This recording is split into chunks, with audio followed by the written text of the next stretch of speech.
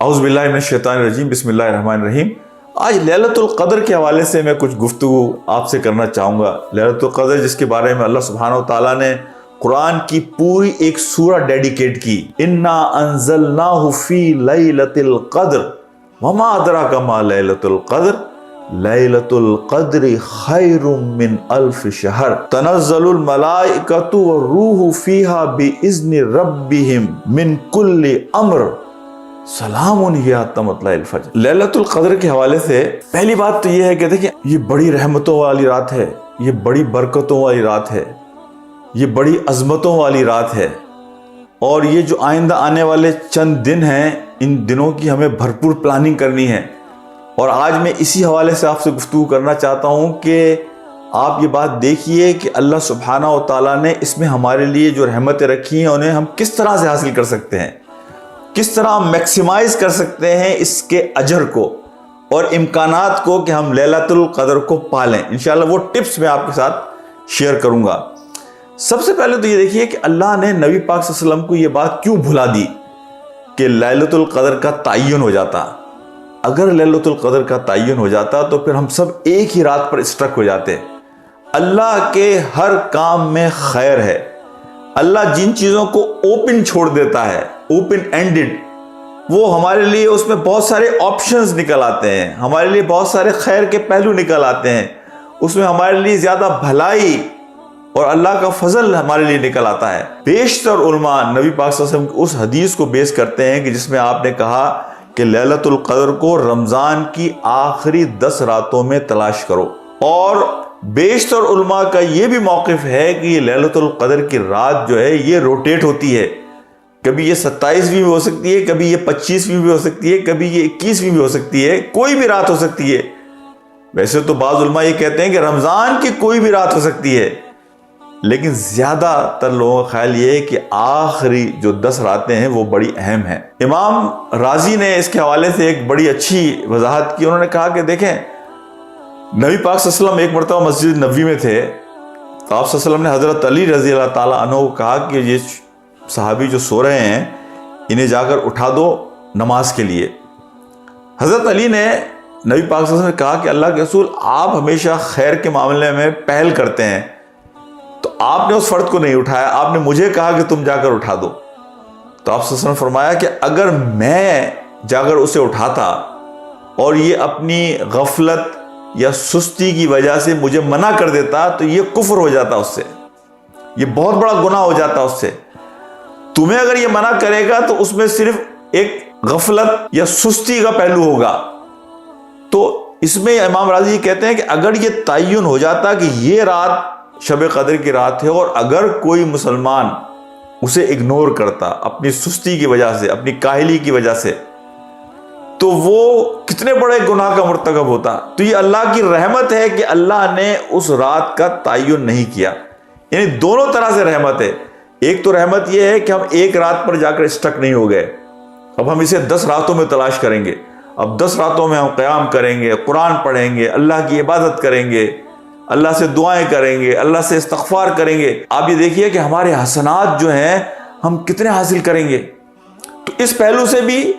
اور سزا کے پہلو سے بھی کہ وہ لوگ کہ جو غفلت کریں گے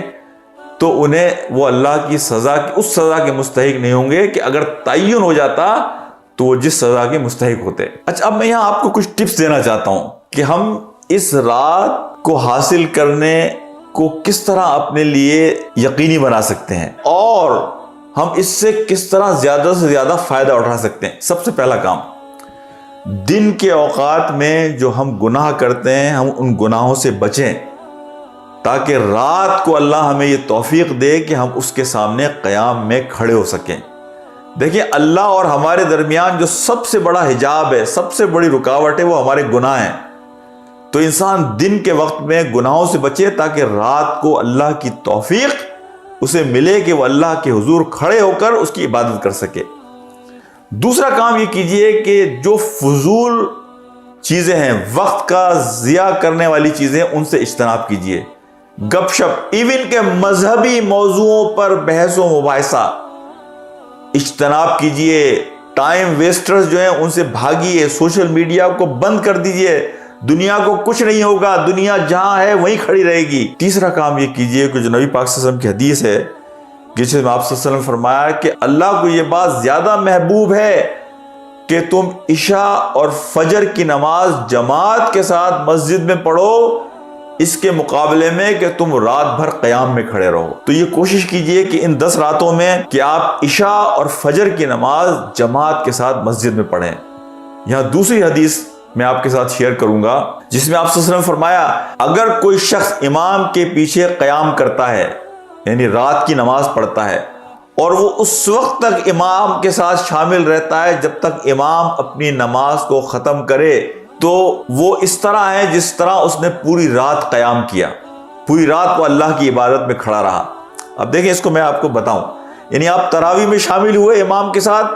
اور امام کے ساتھ آپ شامل رہے اس وقت تک کہ امام نے وتر کی نماز پڑھ لی، تو آپ صلی اللہ علیہ وسلم یہ خوشخبری دے رہے ہیں کہ اس طرح ہے کہ تم نے رات بھر اللہ کے حضور قیام کیا۔ یہ ایک اور صورت ہو سکتی ہے کہ جس کے لیے ہم لیلۃ القدر کو پا سکتے ہیں۔ ایک اور کام ہمارے کرنے کا یہ ہے کہ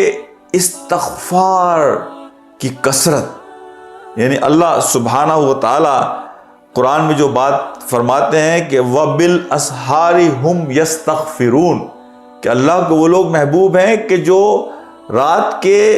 آخری پہر یعنی ڈان کے وقت، فجر سے پہلے کے وقت میں اللہ سے استغفار کرتے ہیں۔ یعنی ہم جب اٹھتے ہیں سحری کے لیے، اس سے پہلے اٹھ کر اللہ سے استغفار کرنا، اپنے آپ کو سجدے میں ڈال دینا، توبہ کرنا، یعنی یہ استغفار کی کثرت ان 10 دنوں کے اندر۔ اچھا، یہاں ایک اور چیز کی کوشش کی کہ چلتے پھرتے اللہ کے ذکر میں اپنے آپ کو مشغول رکھیے۔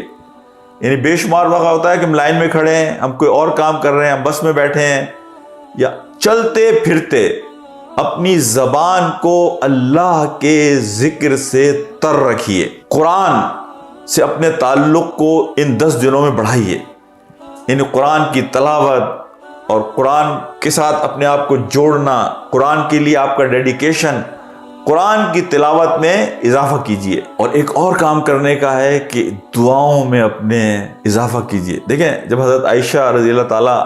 عنہا نے آپ سے پوچھا کہ اگر میں یہ رات پالوں تو میں کیا کروں، آپ نے کہا کہ اللہ اگر تمہیں یہ توفیق دے کہ تمہیں لیلۃ القدر مل جائے تو تم اللہ سے دعا کرو، اللہم انک عفو تحب العفو فاعف عنی، یعنی اللہ سبحانہ و تعالیٰ آپ جو ہیں وہ معاف کرنے والے ہیں اور آپ معاف کرنے سے محبت کرتے ہیں، تو میں آپ سے یہ دعا کرتا ہوں کہ آپ مجھے معاف کر دیں۔ تو دعاؤں کی کثرت ان 10 دنوں کے اندر، اور نبی پاک صلی اللہ علیہ وسلم کی اس حدیث کو یاد رکھیں کہ اللہ روزے دار کی ایک دعا کم از کم دن کے وقت اور ایک دعا رات کے وقت ضرور قبول کرتا ہے۔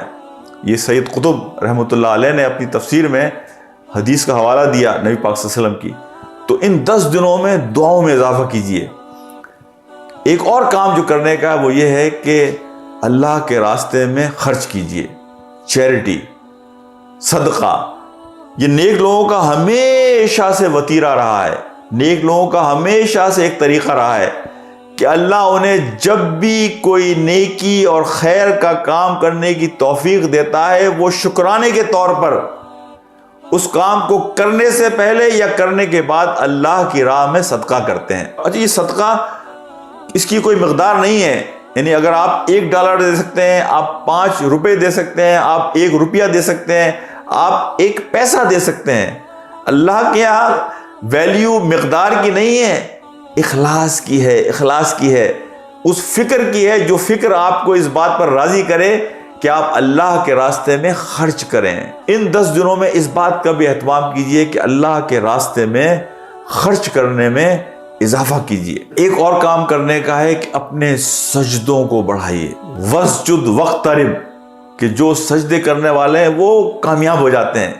اپنے سجدوں کی تعداد کو، اپنے سجدوں کے دورانیوں کو، سجدوں میں گر کر اللہ سے توبہ اور استغفار کو، سجدوں میں اللہ کے سامنے آنسوؤں کے ذریعے اپنے گناہوں کو صاف کرنے کو، اس چیز کے اندر اضافہ کیجئے۔ ایک اور کام جو ہمارے کرنے کا ہے کہ فجر کی نماز سے پہلے اللہ کے ذکر میں اضافہ کیجئے۔ آپ فجر کی جماعت کے لیے انتظار کر رہے ہیں ان لمحوں کا بہترین استعمال یہ ہے کہ اس میں اللہ کے ذکر میں اپنے آپ کو مشغول رکھیے۔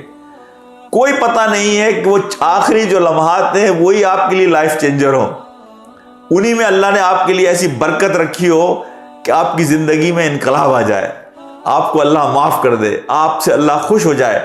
تو ان لمحات کو جو فجر کی نماز سے پہلے کے چند منٹ ہیں انہیں اللہ کے ذکر میں گزارنے کی کوشش کیجیے۔ مقصد یہ ہے کہ ان 10 دنوں میں ایک ایک لمحے کو ایمان اور احتساب کے ساتھ گزاریے۔ نبی پاک صلی اللہ علیہ وسلم کی حدیث ہے کہ جس نے لیلۃ القدر پائی اور اسے ایمان اور احتساب کے ساتھ گزارا، اللہ اس کے سارے پچھلے گناہ معاف کر دے گا۔ ایمان سے مراد یہ ہے کہ اللہ پر ایمان، اللہ کی توحید، نبی پاک صلی اللہ علیہ وسلم کا مقام، آخرت کی فکر، یعنی ایمان کے جو عنوانات ہیں انہیں اپنے ذہنوں میں تازہ کیجئے کہ میں ایک مسلمان ہوں، اللہ پہ توحید کا مطلب کیا ہے، نبی پاک صلی اللہ علیہ وسلم پر ایمان کا مطلب کیا ہے، میری زندگی میں کوئی تضاد نہیں ہونا چاہیے، میں اللہ کے رسول کی زندگی کے مطابق اپنی زندگی کو بنانے کی کوشش کروں اور آخرت میری فکر ہونی چاہیے۔ اس ایمان کے ساتھ احتساب کی سارے کام میں کر رہا ہوں صرف اللہ رب العالمین کو راضی کرنے کے لیے۔ دیکھیں اسلام کا جو تربیت کا نظام ہے نا، اس کے بارے میں سید قطب نے جو فی ظلال القرآن میں بات لکھی ہے کہ اسلام جو ہے نا عبادات کو کنیکٹ کرتا ہے انسان کے دل، انسان کے جذبات اور انسان کے احساسات کے ساتھ، یعنی عقائد کو پریکٹیکلی وہ آپ کے جذبات، احساسات اور دل کے ساتھ کنیکٹ کر دیتا ہے۔ اور تربیت کا یہی بہترین نظام ہے کہ جب آپ اللہ کا ذکر کر رہے ہیں، ذکر صرف زبان سے نہیں ہو رہا ہے بلکہ آپ ایموشنلی، فزیکلی، مینٹلی آپ پوری طریقے سے اس ذکر میں اپنے آپ کو مشغول کرتے ہیں۔ آپ کا جسم محسوس کرتا ہے کہ آپ اللہ کے ذکر میں مصروف ہیں۔ یہاں میں ایک اور بات کروں گا، میں یہ درخواست کروں گا، کوشش یہ کیجئے کہ اس رات اگر ممکن ہو سکے تو زیادہ وقت آپ اکیلے میں، خلوت میں اللہ کے ساتھ گزاریے، کہ جہاں آپ ہوں اور اللہ رب العالمین ہو اور آپ کے آنسو ہوں اور آپ کا گڑ گڑانا ہو اور آپ کی توبہ ہو اور آپ کا استغفار ہو اور آپ کے سجود ہوں، اکیلے میں آپ اللہ سے مناجات کر رہے ہوں، اکیلے میں آپ اللہ سے گفتگو کر رہے ہوں، تو خلوت میں ان راتوں میں اللہ سے تعلق کو بنانے کی کوشش کیجئے۔ اگر آپ یہ سمجھتے ہیں کہ آپ شاید کاہلی کی وجہ سے، سستی کی وجہ سے نہ جاگ سکیں تو مسجد چلے جائیے، لیکن کوشش کیجئے کہ مسجد میں بھی کسی کونے میں جا کر بیٹھ جائیے۔ دیکھیں اپنے گناہوں کو اپنے آنسوؤں سے دھونے کی کوشش کیجئے۔ یہ رات ہے کہ جس رات میں سجدے میں گر کے اللہ سے معافی مانگنا، استغفار کرنا، توبہ کرنا، اللہ کے سامنے گڑ گڑانا، اللہ کے سامنے آنسو بہانا، اللہ سے معافی مانگنا، تاکہ اگر آپ اس رات کو پا لیتے ہیں تو انشاءاللہ اللہ سبحانہ و تعالیٰ آپ کو معاف کر دیں اور آپ کے پچھلے گناہ معاف ہو جائیں اور آپ کے درجات بھی اللہ کے حضور بلند ہو جائیں۔